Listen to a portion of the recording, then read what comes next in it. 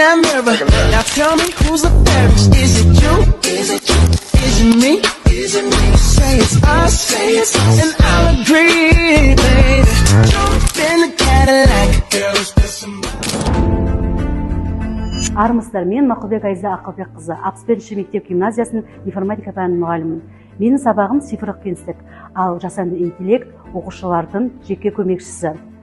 Біз жасанды интеллект тұтынуды емес, оны тиімді басқаруды үйренеміз. Сабақ мазмұнын отандық Класс.kz және жаһандық Gemini платформаларында жүйеледім.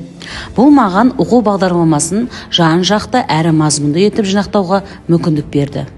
Сабақтың басында психологиялық ахуал орнату және оқушыларды топқа бөлу үшін смайликті қайталау әдісін қолдандым. Оқушылар экрандағы смайликті қайталау арқылы көңіл күйлерін көтеріп, таңдаған эмоцияларына қарай бір сәтте топтарға бірікті.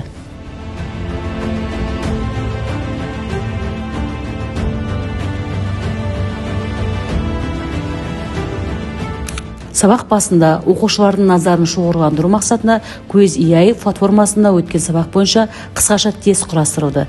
Тест нәтижесі арқылы білім деңгейі анықталып, кері байланыс жүргізілді. Сабақ презентациясын Skywork платформасымен автоматты түрде құрастырдым. Бұл маған уақытты үнемдеуге және көрнекілікті арттыруға мүмкіндік берді. Деген ұғымды естулерің бар ма?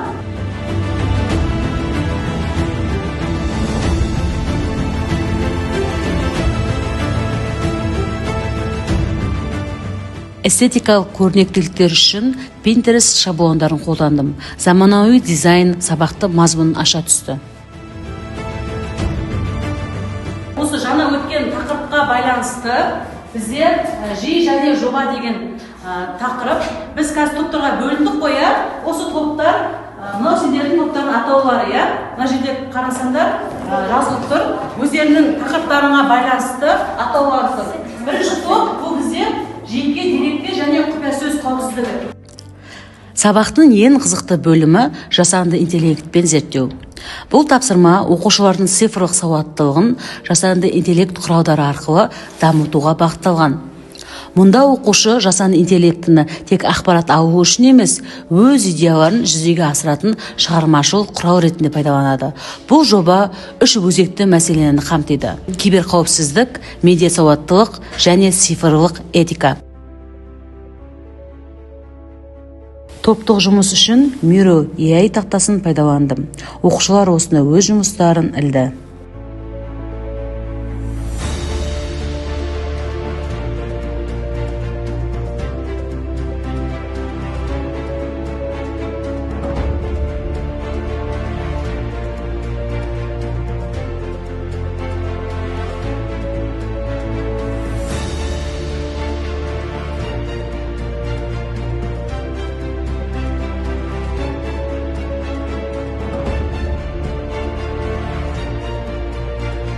Балар толыққа жасап біттіңдер ма?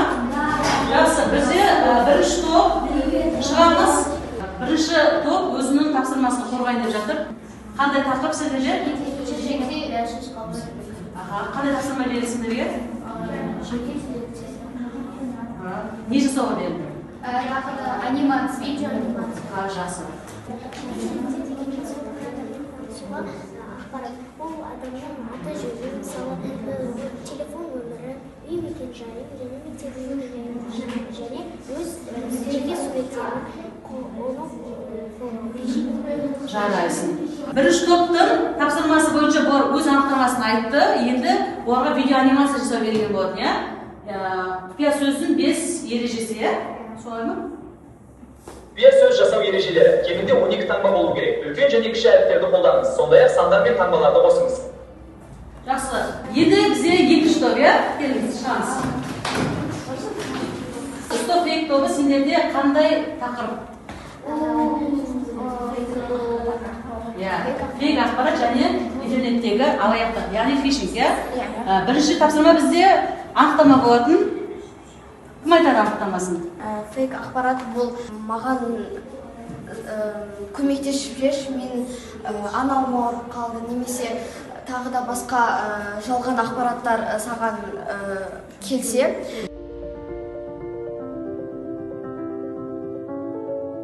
екінші топ сендерге жалған ба әлде шындық па деген презентация жасапты, иә немесе жоқ деп жауап береміз.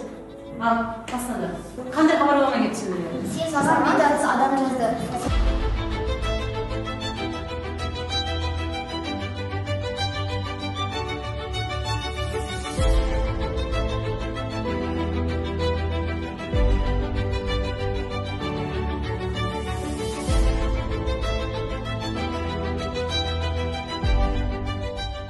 Өз-өзін бағалау парағына бағалаймыз, өздеріңді қаншалықты жауап береді, максималды балл бізде 4 балл. Сот талдау, бұл біздің екінші тапсырмаға байланысты, біздің күшті жақтарымыз, әлсіз жақтар, мүмкіндіктер және қауіптер болып 4 пунктке бөледі.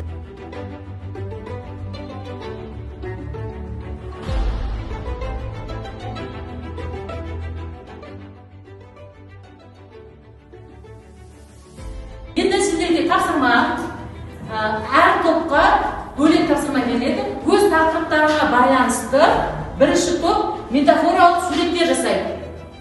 Екінші топ сот рэп оқиды. Яғни сендер бұның барлығын жиі арқылы жасайсыңдар. Яғни ChatGPT немесе Gemini арқылы осы тапсырмаларды саласында өздері сендерге текст жазып береді. Келесі плагиат және авторлық тобы бұл уақыт машинасы. Яғни 3 топқа осындай 3 түрлі тапсырма беріледі. Кез келген өздеріңе ыңғайлы платформаны қолдансаңдар болады, кез келген жүйені қолдансаңдар болады. Бастысы осы тапсырмаларды жасау керек.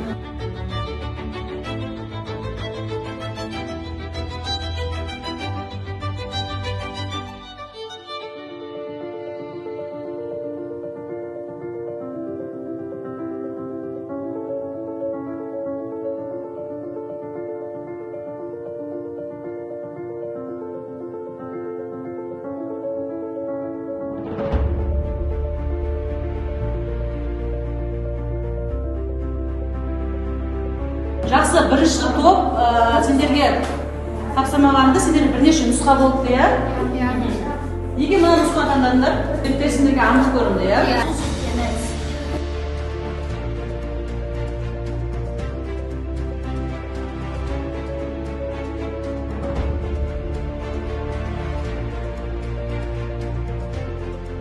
Тапсырмасы сот рэп құрастырылған, Оны қалай құрастырдыңдар?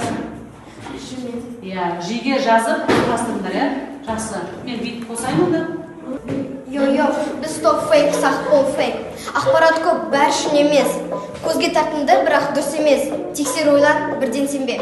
Фейкке алдану бізге керек пе? Сүзгі қас, ақылды бол. Фейк қызық, бірақ отыр. Жүйемен тексер, анықта. Вирус келсе, сақтанда. Жылдам тартпа, бөліспей бірден. Әр хабарды өткіз сүзден. Шындық керек пе? Міне біздің трек. Стоп фейк тобы алға тек. Ойлан тексер, сосын ғана сен. Біз стоп фейк, қауіпке жоқ демейді. Күшті. Отырамыз. Жарайсыңдар балалар. Балалар қарап тұрсыңдар, бізде жидің, жасанды интеллекттің көптеген мүмкіндіктер бар екен, Яғни сендер рэп оқыдыңдар, сендер метафоралық фото жасадыңдар, Және де үшінші топ не жасаймыз біз? Уақыт машинасын, Келеміз.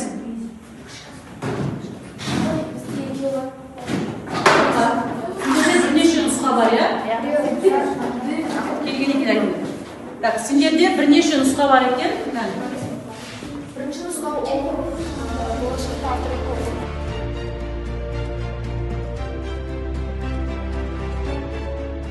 Келесі бізде сергіту сәті, яғни сендер көп жұмыс жасадыңдар, енді сергіту сәтін жасаймыз. Қимылдан қайтала.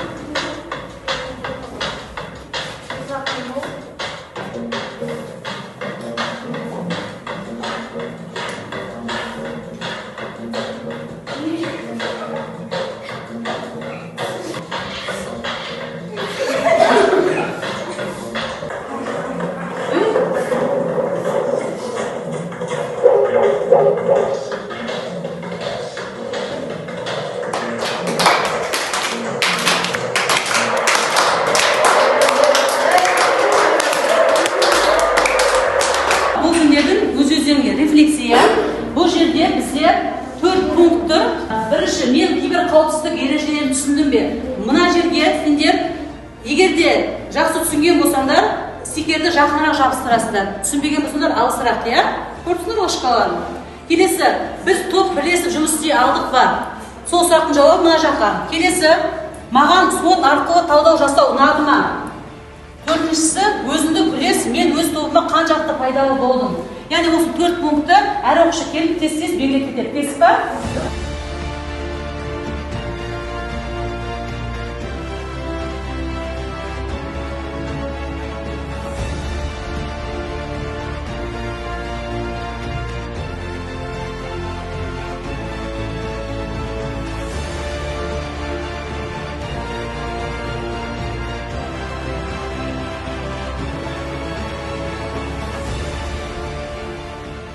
Енді біз бағалау қағазын соңында кері байланысты тұр, яғни бүгінгі сабақта не түсіндіңдер, не үйренгілер келеді келесі сабақта, сол туралы маған кері байланыс бересіңдер, жарай ма?